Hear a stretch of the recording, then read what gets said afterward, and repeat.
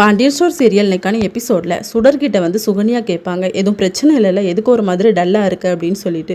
அவர் நேற்று குடிச்சிட்டு வந்தார் அப்படின்னு சொன்ன உடனே ஒரு மாதிரி ஆயிடுது.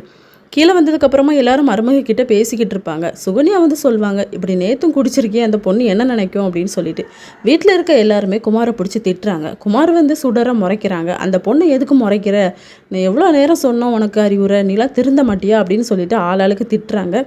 அதுக்கப்புறம் குமரவேலோட அப்பா கூட குமரை அடிக்க கூட ஓங்குறாரு. இனிமேல் நீ ஒழுங்காக இருக்கணும் அப்படின்னு சொல்லிட்டு குலதெய்வ கோயிலுக்கு போய் 2 பேரும் கிளம்பி போயிட்டு வாங்க அப்படின்னு சொல்லி போய்கிட்டு இருக்கும்போதே காரில் போகும்போதே சொல்வார், நீ நேற்று நம்ம ரூமில் நடந்த எல்லாத்தையுமே சொல்லிட்டியா அப்படின்னு சொன்னால், இல்லை எல்லாத்தையுமே சொல்லலை, நீங்கள் குடித்ததை மட்டும்தான் சொன்னேன் அப்படின்னு சொல்லிட்டு.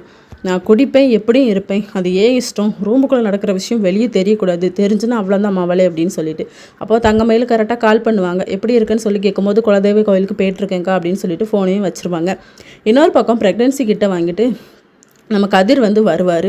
அப்போ பழனி வந்து கையில் என்ன வச்சுருக்க அப்படின்னு சொல்லி கேட்பார். ஒன்றும் இல்லைன்னு சொல்லி மறைச்சிருவாங்க. அதுக்கப்புறம் எதையோ பிடுங்கி பார்த்தா அது வந்து ப்ரெக்னென்சி கிட்டு. இதை பார்த்தோன்னு வீட்டில் இருக்க எல்லாருக்கிட்டையும் சொல்ல போகிறேன் அப்படின்னு சொல்லிட்டு பழனி ஒரு பக்கம் ஓடுவார், சுகன்யா ஒரு பக்கம் ஓடுவாங்க. சுகன்யா வந்து அந்த வீட்டில் சொல்லிடுவாங்க, பழனி சொல்லதுக்கு போவார். அப்போ கதிரும் வந்துடுவார். இதோட இன்னைக்கான எபிசோட் முடியுது.